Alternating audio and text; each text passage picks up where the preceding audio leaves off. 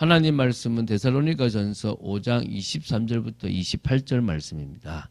23절, 24절 두 절을 합독하고 데살로니가전서 5장 23절부터 28절 말씀까지를 보도록 하겠습니다. 그러면 데살로니가전서 5장 23절, 24절 두 절을 한 목소리로 합독하도록 하겠습니다. 평강의 하나님이 친히 너희를 온전히 거룩하게 하시고 또 너희의 온 영과 혼과 몸이 우리 주 예수 그리스도께서 강림하실 때에 흠없게 보존되기를 원하노라. 너희를 부르신 이는 미쁘시니 그가 또한 이루시리라. 아멘. 자, 오늘 데살로니가전서 성경 말씀은 다 봅니다. 그리고 내일 데살로니가전서를 이렇게 봐왔던 것에 대한 결론을 마무리 짓게 됩니다. 그리고 이제 그 다음 날은 또 이렇게 바울이 썼던 서신의 몇 권이고 순서가 어떻게 되는지와 이 데살로니가 전서와 데살로니가 후서 사이에 제가 어떤 일이 있었기 때문에 후서를 쓰게 되었는지에 대한 부분들을 조금 다루도록 하겠습니다. 그래서 이번 주까지 데살로니가 전서 결론 1, 2를 통해서 이렇게 마무리를 다 짓는 것으로 좀 하도록 하겠습니다. 이 오늘 보게 될 데살로니가 전서 5장 23절부터 28절은 데살로니가 성도들을 향한 바울의 두 번째 중보기도에 대한 내용과요. 데살로니가 전서를 맺으면서 성도를 향한 바울의 부탁과 당부 그리고 끝맺는 인사와 어떤 축도에 대한 내용들이 이렇게 짧게 이렇게 딱 이렇게 좀 이렇게 담겨져 있습니다. 짧은 데살로니가 전서의 내용이지만 그 속에서 바울이 전달하고자 하는 부분들을 우리가 지금 같이 은혜로 받았습니다. 마지막까지 이 부분을 좀 은혜로 나눴으면 좋겠습니다. 23절, 24절 이 두 절은 데살로니가 교회 성도들을 향한 바울의 두 번째 중보 기도입니다.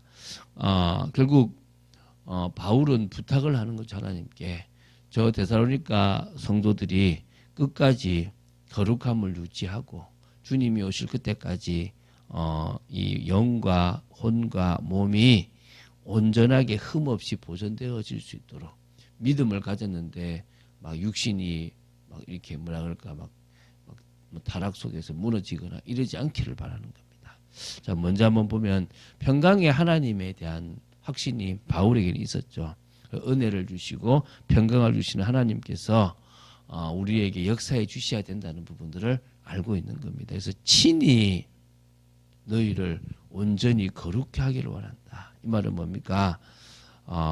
말씀을 따라 거룩함으로 인도 성화의 역사 속으로 정말 인도되어지고 또 그 성도들이 자신의 의지로 그것을 따라서 끝까지 인도받아지기를 원한다는 것입니다. 한마디로 궁극적 구원인 정말 영화로운 단계까지 갈 수 있게 되기를 바라는 모습입니다. 우리가 은혜 속에 있고 막 충만하다가도 좀 편해지거나 물질적인 충만함이 오면 돌아가요. 그게 우리가 더 큰 은혜를 체험하지 못하면 오는 겁니다. 그래서 사실은 힘들 때보다 편안할 때가 더 위험한 거예요.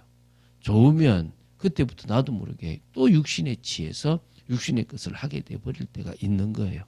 그래서 사실은 저도 뭐 이렇게 제가 오랫도록 막 이렇게 업앤다운을 하면서 지금 이렇게 왔지만 지금도 어떨 때는 기도가 안 되고 기도해야 된다고 하면서 놓치는 경우들이 있을 때가 있어요. 그럴 때 빨리 주께로 돌아오기 위한 몸부림을 치고요. 이불로 제가 이런 새벽 기도나 또 말씀을 안전장치로 만들고 그것 때문에 깨어 있게끔 되어 있거든요. 그래서 여러분도 자꾸 여러분의 안전장치를 만드세요. 무슨 안전장치요? 말씀 속으로 들어갈 수 있는 당연한 안전장치를 만드셔야 됩니다. 그래야 끝까지 정말 정말 성화의 단계, 다시 거룩해 되는 이 단계를 지나서 영화의 단계까지 갈 수 있다라고 보시면 됩니다. 자, 그 다음으로 기도하는 것이 온 영과 혼과 몸이 주님이 이 땅에 강림, 재림하실 그때에 흠없이 보존되기를 원하는 것입니다. 여기 영은 헬라어로 푸뉴마, 혼은 푸시케, 몸은 소마 이런 단어를 썼어요. 한마디로 말하면 나의 영적인 모든 요소, 또 나의 정신적인 요소, 또 나의 육신적인 요소. 이게 영과 혼과 육이거든요. 이 모든 요소가 이게 뭡니까? 사단에게 속지 않고 주님 오실 그때까지 끝까지 정상적인 모습으로 하나님 앞에 설 수 있기를, 주님 앞에 설 수 있기를 바라는 거예요. 그 당시에 타락 문화에 젖어가지고 많은 사람들이 영적으로는 구원을 받을지 모르지만은 정신적으로 피폐하고 무너지고 육신적으로 타락했다가 돌아와서 질병도 생기고 이런 일들이 상당히 많았다는 거예요. 그러지 않고 지금 믿은 이 모습 그대로 영도 온전해지고 혼도 온전해지고 육도 온전해지고 계속 그렇게 주님 앞에 설 때까지 갈 수 있게 되기를 기도하고 있는 겁니다. 참 중요한 거죠, 그죠? 우리가 이런 중심으로 살아야 됩니다. 이게 아니라 벌벌벌 내가 죄 안 지으려고 벌벌벌 떠는 인생이 아니라 주님을 믿고 하루하루 주님과의 관계가 깊은 관계라고 생각해 더 그것을 누려나가고 육신적인 것은 조금 또 사단이 주는 여러 생각들도 조금 또 영적으로 정말 또 사단이 우리를 유혹하고 또 우리도 모르게 우상시했던 모든 것도 다 내려놓고 더 주님의 그 은혜 오직 예수 쪽으로 더 깊이 들어가라 이 말입니다. 그런 기도를 합니다. 그러니까 바울은 이번이 바울에게 마지막일 수도 있고 또 이 성도 중에서는 바울이 그곳에 가기 전까지 주님 다시 말하면 이제 그 죽는 성도들도 나올 수 있거든요. 그렇기 때문에 마지막 같은 인사를 씁니다. 주님 앞에 설 때까지 주님이 재림하실 그때까지 온전한 축복을 누리게 되기 원한다라는 기도들을 했습니다. 우리도 부활의 소망이 우리에게 완성될 때까지 흔들리지 말고 믿음으로 걸어갈 수 있도록 기도될 줄로 믿습니다.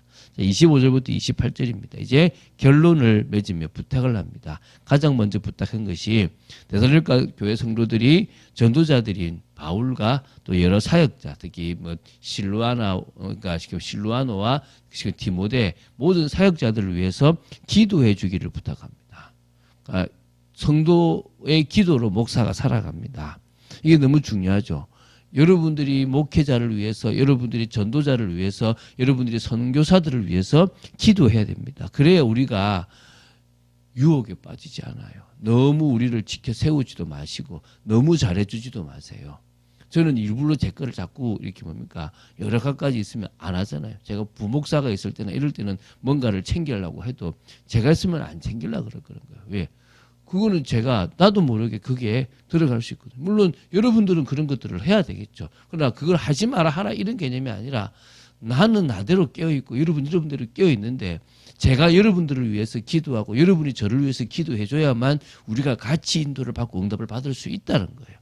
그거 아니고서는 안 된다. 그래서 제가 자꾸 저를 보호하려고 하는 거예요. 여러분도 여러분을 보호하셔야 된다는 거예요.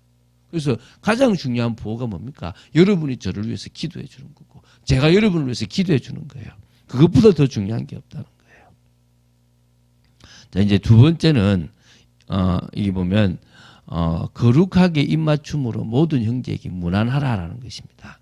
이 입맞춤이라는 것은 페르시아인들의 인사 관습이에요. 이게 이제 유대의 이제 인사로 정해져, 그러니까 좀 내려와서 초대교회도 이 인사법을 많이 채용했다라고 나옵니다. 성찬식에서는 예배 의식 중 한 가지 순서로 시행되기도 한 게 입맞춤이라고 합니다. 그래서 성찬식이 그리스도와 그리스도와 한 몸임을 확인하는 의식이라면 그에 앞서 행해지는 성도들 상호 간의 입맞춤은 그리스도 안에 있는 성도들의 하나된 일치를 이렇게 표식하는 그런 의미라고 보시면 됩니다. 근데 이 교회에서의 입맞춤에는 세속 사회에서의 입맞춤에서 찾아볼 수 없는 깊은 의미가 담겨져 있었고요. 그래서 이러한 사실 때문에 바울은 그 입맞춤을 거룩한 입맞춤이라고 이렇게 이름을 했다는 것입니다. 세상 사람들이 보통 우리가 이렇게 외국 보면 이렇게 입맞추잖아요. 그런 것하고 다른 우리는 그리스도 안에서 하나입니다라는 그런 의식이라고 보시면 돼요. 근데 그걸 어떻게 해요?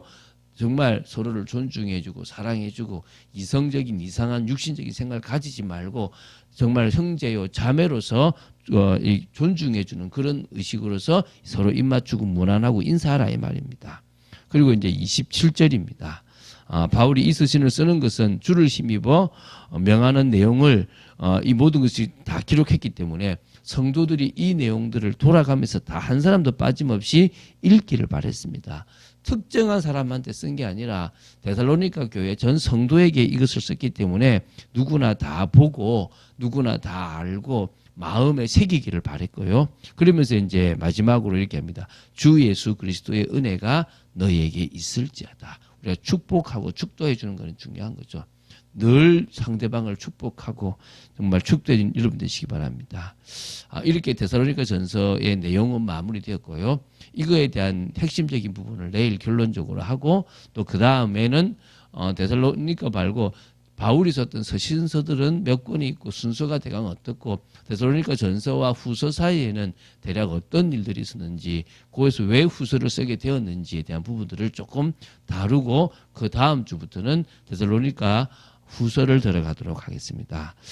참 말씀 속에 있는 여러분들이 귀하고요.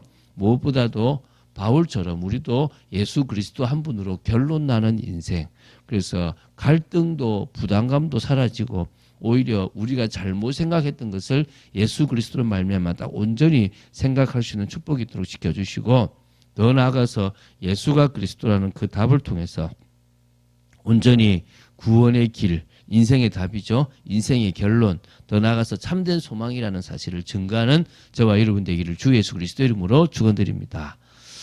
주는 그리스도이시요 살아계신 하나님의 아들이심을 고백합니다. 믿음으로 나아가며 바울이 정말 데살로니가 교회 성도들이 주님 앞에 설 때까지 그 믿음을 지키며 온전하기를 바람으로 기록했던 이 마지막 내용이 저희들에게도 적용되어지고 흔들림 없이 그냥 막연하게 한 번 구원은 영원한 구원이라는 착각 속에 있는 것이 아니라 늘 성령의 역사 속으로 들어가 성령이 우리를 주장하시는 축복 속에 있기를 간절히 소원합니다.